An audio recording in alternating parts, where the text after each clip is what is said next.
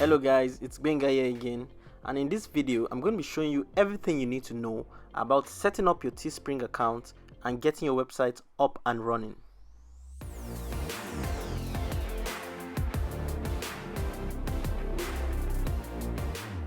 Alright, to set up your Teespring account, the first thing you need to do is to go to the login.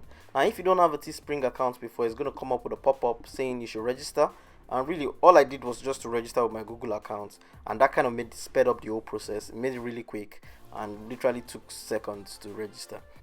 So when you sign in, you'll be faced with this page, and really the first thing you need to do is to click on the store tab, and that's where you're going to be doing most of your customizing initially. So the next thing to do is to choose your name, and yeah, you could really literally name it anything you want. You can name it your brand name. So in my case, I usually use Gmania Studios, so I thought Gmania Shop would be a good one for the merchandise store. So after you're done with that, the next thing to do is just to connect your social profile, and that's just so that on your website people can easily link to your social media pages and connect with you basically. And it's pretty easy actually. All you need to do is just to select the drop down and choose the platform you want to add the link. Go to the platform and copy up your URL and just paste it in the destination and press add, and yeah, that's it. But I feel it's not necessary to put all the social media platforms that Teespring provides. I think you should really put the ones that you're most active on, so just in case if you get an interaction like a comment from one of your from a prospective buyer, I mean it's something you can quickly get back to, and it doesn't just go unanswered. So the next thing you need to do is to decide whether or not you want a custom domain or not. Now it's not really necessary to get one, and you can use the free version, which is the teespring.com, but I mean I advise you to at least get a domain name, and a domain name is not really that expensive, to be honest. So I checked out the options to buy a domain name, a custom domain name with Teespring, but honestly they are all quite expensive.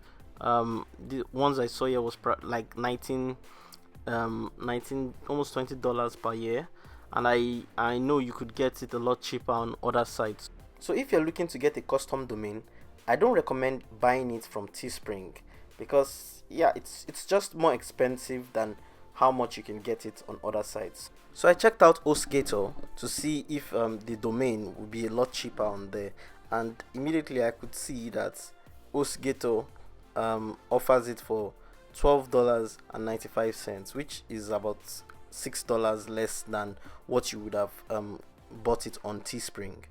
So but I still wanted to check other sites just to make sure I'm getting a good deal.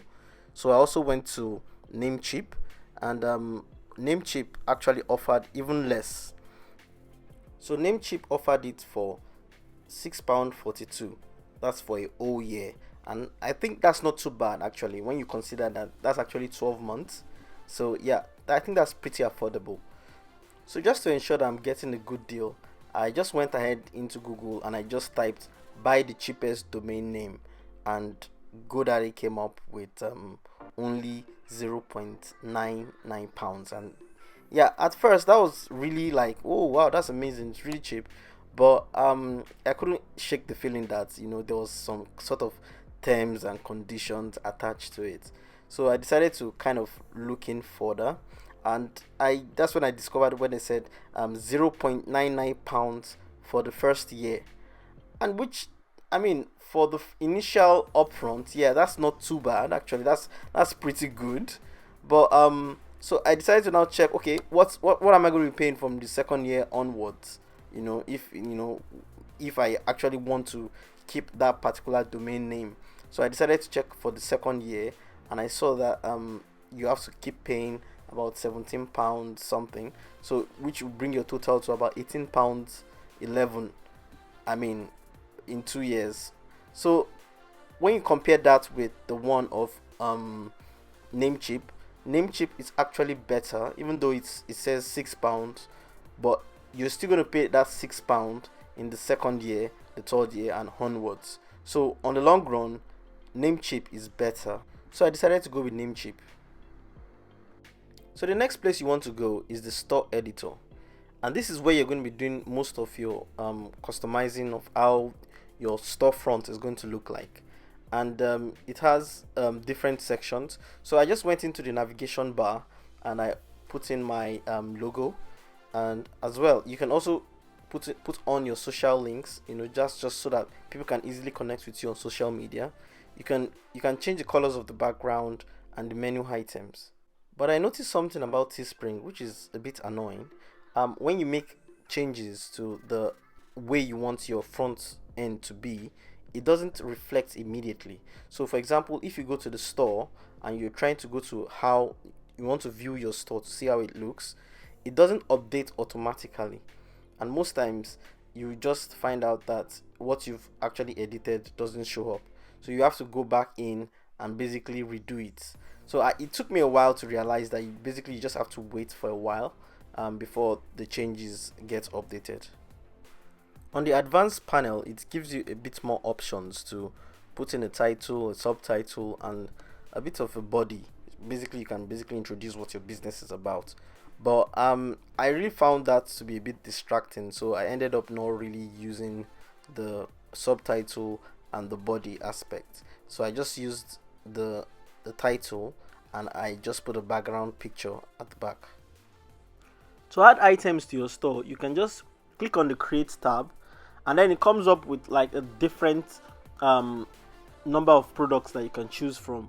And if you choose a particular product, like for example I chose shirts, there are different kinds of shirts under that particular one, and then they have different base prices basically. So I chose the classic tee, and all you need to do is just to change. You can actually change the color to whatever color you want, and all you need to do is just to upload your design. And then once you press OK on that, it comes up, automatically generates like mock-ups of the different products that they have based on the design you gave. All you need to do after that is just to press OK, and then it kind of does this loading thing. That loading page can actually take a very long time depending on the number of products you selected. So after that, it comes up with a short survey. All you need to do is just to pick any one that applies to you and press continue. And that's it. Basically, your product is already ready and it's listed on your site. So after you list your product, the next page that comes out is to order a sample, and basically that's just to test the quality of the products. If your print actually looks the way you designed it, it's always advisable to kind of order the first set. So if there's any mistakes or anything like that, you can always see it and adjust the design accordingly. Or if you don't like the quality of the shirts, you can choose a different kind of shirt. So so that's it basically. So your designs, your product is already up and it's been featured on your site already. But one thing I did notice about Teespring was that the price it shows outside the featured product is different from when you click it. So for example, it showed £15 when I initially clicked it, but now it's showing £12.45. So, and that can be a bit confusing. I feel that can be a bit confusing to customers. But at the end of the day, when you then move on to checkout, then it then comes back to approximately the total that showed you initially. So aside from that, I think that's just the only problem I have with it. I feel the price should be consistent with what is showing throughout the site, and so just so it doesn't confuse anybody. Yeah, so that's it guys. If you like this video, please don't forget to like and subscribe. Until next time, I'll see you later.